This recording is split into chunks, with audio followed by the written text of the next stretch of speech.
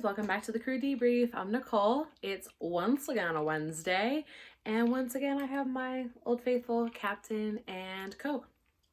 We dribbled. Way to go, Nicole. Today this is a super random story that popped in my head because I think it probably happened during my first year. We were on one of our older wide bodies going to Geneva. It's a smaller wide body, and honestly there's usually some sort of mechanical issue with the older versions. They've updated a lot of them, but this one hadn't been updated yet. So we had finished the service and I was about to go down on break. I talked about breaks last week, but I didn't really explain them. When the flights are long over to Europe, we get breaks. So it's first break and second break. It goes in seniority order, who prefers which break. Some of the wide bodies have bunks for us and some have designated crew rest seats depending on the style of the plane. You figure out how much time is left until you land, and then you have to take into account the amount of time that you need in order to do the landing service, and then you can figure out what your break time is in between that. Once again, I was going on first break because I am junior and second break is the most popular. Also, I don't do well like immediately waking up and being like fresh and dewy-eyed. Like, I need a minute before someone talks to me. I go on break and this French guy comes up to me and he's all pissed off. I have an issue with my light. Everybody else was in the galley on second break and no one went to help him. So I was like, okay, well, what's wrong? It will not turn off and my baby is trying to sleep. And I was like, okay, you're the gentleman who's sitting in the bulkhead with the bassinet, right? With the child who has been sleeping the entire flight. He was like, yes, but it is very hard for my child. Sir, your child's already asleep, but let me see what I can do.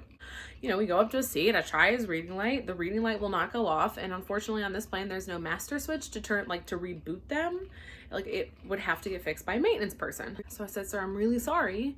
Unfortunately, I cannot fix it, and it's a full flight. I won't be able to move you anywhere. Plus, this is the only seat with the accessibility to a bassinet. He was like, this is unacceptable.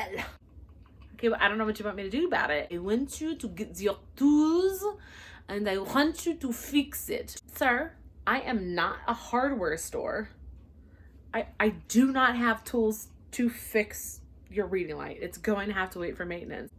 Well then, I want you to get foil and I want you to tape the foil to the light so that it is not bright. Once again, I'm not a restaurant. I have a galley that is pre-boarded. I do not have foil. I have little itty bitty tiny pieces of yellow tape. If you would like all the yellow tapes to tape a piece of paper over it, that is one thing. Like, chill out. No, I don't have any of these things. I don't think that people realize that, like, we're not a restaurant. I can't remake your food. I'm not a handyman. And even if I was, I don't have the tools to fix it. We have what is available to us on the plane, which is flying over an ocean. So if I can't fix it, I'm really sorry. I can't fix it. Plus, this kid was already sleeping. Like, the kid was not having any issues. The kid was lovely. Didn't cry when he woke up. Like, it was fine the whole flight. It ended up that one of the galley had masking tape. Sometimes the flight attendants who do galley a lot, the galley position, they'll bring masking tape just because it's easier to have. We ended up being able to tape some of the paper that comes, like, they put paper on all of our carts and carriers so that we know what's inside. So we took some of that paper and was able to masking tape it over so that this man would chill out. First of all, don't come at me, okay? Second of all, why the fuck did nobody else who was on second break help? That annoys me 5 years later. Like, you all knew that I was supposed to be sleeping. And yet everybody all of a sudden was like, oh my God, look, I have to do all these other things that are not important at all. Let the junior girl figure it out. Plus, he was a dick, and I was like, well, if you're gonna be a dick to me, and then all of a sudden, I don't know that I know any French to help you, sir. I'm really sorry, I don't know.